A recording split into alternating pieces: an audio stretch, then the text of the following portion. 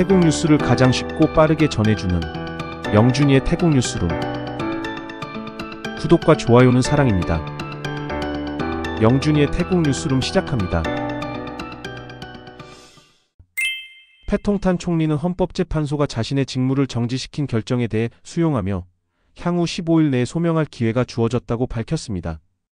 해당 결정은 훈센과의 통화 녹음 유출과 관련된 사안에 따른 것으로 총리는 해당 통화의 의도는 오직 국가를 위한 것이었으며 국군과 국민의 생명을 보호하고 국토의 주권을 지키기 위한 평화적 노력이었다고 강조했습니다. 자신이 선택한 방식이 모두의 마음에 들지는 않았을 수 있으나 진심은 순수했으며 개인적 이익을 위한 의도는 전혀 없었다고 해명했습니다.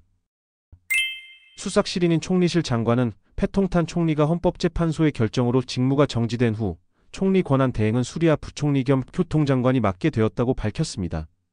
원래는 푸미타미 권한 대행이었으나 부총리 및 국방장관 측에서 해임되어 선서가 이루어지지 않아 권한이 없는 상태입니다.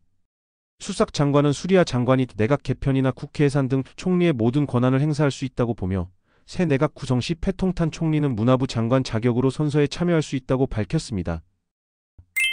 훈 마넷 총리가 태국이 타메온톰, 에메랄드 삼각지 등 국경 분쟁 지역에 대해 캄보디아인의 출입을 일방적으로 금지할 경우 이는 레드라인을 넘는 행위로 간주되며 심각한 결과를 초래할 것이라고 경고했습니다. 해당 지역은 국제사법재판소 판결을 기다리고 있으며 아직 국경 경계가 확정되지 않아 어느 일방도 단독으로 출입을 제한하거나 통제할 권한이 없다고 밝혔습니다. 훈센 상원의장은 일본 총리의 특별 고문을 상원 이사당에서 접견하고 양국 간 관계 발전을 환영했습니다. 고문은 일본 해군 함정의 캄보디아항 정박에 대한 협조에 감사를 표하며 방위와 광물 분야 협력을 언급했습니다. 훈센은 2025년 5월 28일 태국군이 캄보디아 군인을 사살한 사건과 태국의 일방적인 국경 폐쇄로 국경 문제가 악화되었다고 설명하며 제3국의 중재는 원하지 않지만 국제사법재판소를 통한 해결을 지지한다고 밝혔습니다.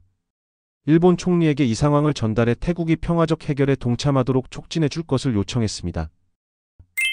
훈 마넷 총리가 태국 헌법재판소가 패통탄 총리의 직무 정지를 결정한 데 따라 캄보디아는 새로운 실질적 권한을 가진 인물이 등장하길 기다리며 국경 분쟁 해결을 위한 협상에 나설 준비가 되어 있다고 밝혔습니다. 현재 패통탄 총리는 국방, 외교, 재정 등 주요 사안에 대해 권한이 정지된 상태이며 이에 따라 캄보디아 정부는 실제로 국경 검문소 개폐를 지시할 수 있는 태국 측 권한자의 등장을 기다리고 있다고 설명했습니다. 붉은 셔츠들이 라차다 형사법원에 모여 형법 제112조 및 컴퓨터 범죄법 위반 혐의로 첫 증인 신문에 출석한 탁신에게 응원을 보냈습니다. 이번 사건은 2015년 외신 인터뷰 발언과 관련된 국가안보 위반 및 형법 112조 혐의입니다. 지지자들은 법원 안팎에서 응원 문구가 적힌 피켓과 화환을 들고 지지를 보냈습니다. 2025년 7월 1일부터 태국 내 일부 지역과 업종을 대상으로 1일 최저임금 400바트가 적용되었습니다. 분류된 대상은 방콕 전역 모든 업종, 전국의 2급에서 4급 호텔, 주류 음식 등을 제공하는 전국 유흥업소입니다.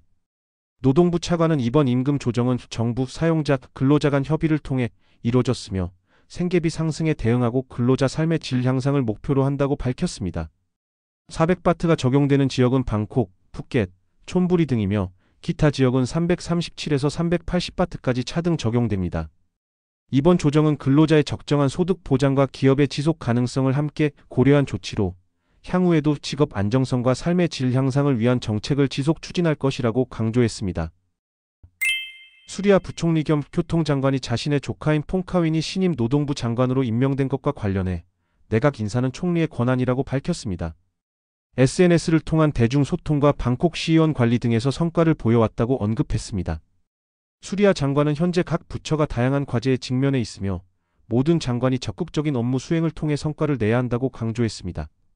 퐁카윈 장관 역시 노동권 보호와 복지 향상 등 노동자 권익 개선을 최우선 과제로 삼아야 하며 자신도 가족으로서 자문을 아끼지 않을 것이라고 밝혔습니다. 걸프와 PTT 탱크가 포스코 E&C와 CAG가 참여한 컨소시엄과 함께 태국 맙타프 산업항 3단계 사업의 가스부두 건설 계약을 체결했습니다. 포스코 E&C는 맙타프탕 1, 2단계 인프라 공사를 수행한 경험이 있습니다. 이번 부두는 액화천 연가스를 연간 800만 톤 처리할 수 있도록 설계되며 약 200라이의 매립지에 지어집니다. 태국의 에너지 안보를 강화하고 산업용 가스 수요 증가에 대응하기 위한 핵심 인프라입니다. 태국공항공사 사장은 창립 46주년을 맞아 공항 인프라 확장을 가속해 아시아 항공 중심지로 도약하겠다고 밝혔습니다. 주요 계획은 수완나푼공항 동쪽 확장 공사로 총 130억 바트 규모이며 태국공항공사가 아시아 항공 중심지로 도약하기 위해 공항 인프라 확장에 속도를 내고 있다고 밝혔습니다. 수완나푼공항은 130억 바트를 들여 동쪽 확장 공사를 추진 중이며 2030년 완공 시 연간 수용 인원이 8천만 명으로 증가합니다. 이어 남쪽 터미널과 제4활주로도 함께 추진됩니다. 돈무안공항은 2026년 제3터미널 착공, 2030년 국제선 운영을 목표로 하며 치앙마이, 푸켓, 치앙라이 공항도 순차적으로 확장됩니다. 경찰이 미얀마 지진 여파로 붕괴된 감사원 공사 현장과 관련해 경찰 신원확인센터의 조사 결과를 발표했습니다.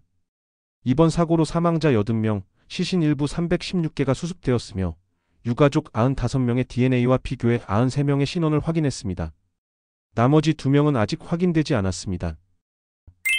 태국 질병관리국이 우기철인 6월부터 8월까지 영유아 사이에서 수족구병이 확산 중이라며 현재까지 누적 환자 수가 24,008명에 달한다고 밝혔습니다.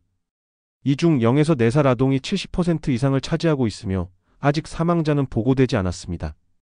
손 씻기 습관 교육, 장난감 소독, 개인 물품 공유 자제 등을 강조하며 알코올 손 세정제는 효과가 없다고 밝혔습니다. 중국 외교부가 태국 헌법재판소가 상원의원 36명의 윤리 청구를 받아들여 패통탄 총리의 직무를 정지시킨 결정과 관련해 이는 태국의 내정 문제이며 언급하지 않겠다고 전제하면서도 인접국으로서 태국의 안정과 발전을 유지하길 바란다고 밝혔습니다. 감사원 청사 붕괴와 관련해 구조 설계를 맡은 마이나트가 패통탄 총리가 설계 및 콘크리트가 기준에 미달했다고 발표한 데 대해 반박 성명을 냈습니다. 마이나트는 설계가 국제적으로 인정된 공학 기준과 2007년 태국 내진 설계 규정, 법령을 철저히 준수해 이루어졌다고 밝혔습니다. 회사는 구조공학이 고도의 전문성을 요구하는 분야로 기술적 해석에 차이가 있을 수 있다며 추가 기술 자료 제공 등 조사에 성실히 협조할 의향이 있다고 했습니다. 끝으로 이번 성명은 공학적 사실에 대한 정확한 이해를 돕기 위한 것이며 회사의 명예와 정당한 이익을 보호할 권리를 갖고 있다고 강조했습니다. 이상 영준이의 태국 뉴스룸을 마치겠습니다. 감사합니다.